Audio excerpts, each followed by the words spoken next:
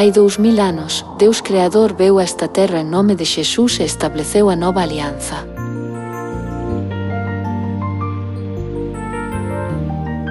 A través da nova alianza, os fillos de Deus que sofren o pecado e a morte poden ter o perdón dos pecados e a vida eterna.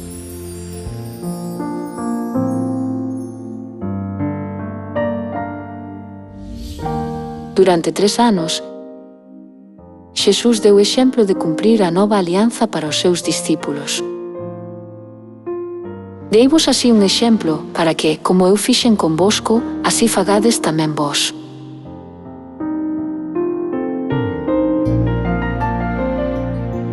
Despois da resurrección, Xesús pediu aos seus discípulos que ensinasen a todo o mundo a gardar a nova alianza para que puidesen ser salvos. Seguindo as palabras de Xesús, os seus discípulos predicaron a nova alianza. Na nova alianza, a través da cal podemos obter o perdón dos pecados, hai unha regulación para o culto. Se un home se cobre a cabeza durante o culto, é unha deshonra a Deus. Se unha muller non se cobre a cabeza, é unha deshonra á súa cabeza.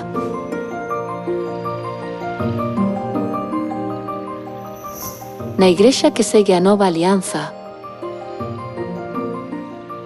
unha muller cobre a cabeza cun veo durante o culto e un home non. Non obstante, despois da ascensión de Xesús, algunhas mulleres insistiron en que non tiñan que levar veo.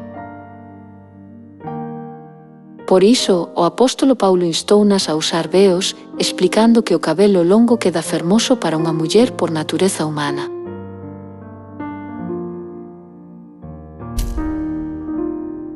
Xulgade por vós mesmos. É decente que a muller rece a Deus coa cabeza descuberta. Non vos ensina a mesma natureza que é unha deshonra. Para o home deixar medrar o pelo. E que, pola contra, lle campa a muller o pelo longo?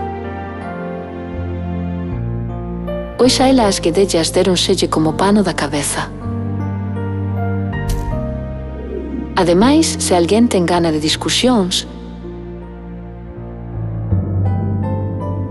saiba que non temos tal costume, nin tampouco as igrexas de Deus. A Biblia afirma claramente que unha muller debe cubrir a cabeza cun veo durante o culto. A práctica de levar un veo para unha muller durante o culto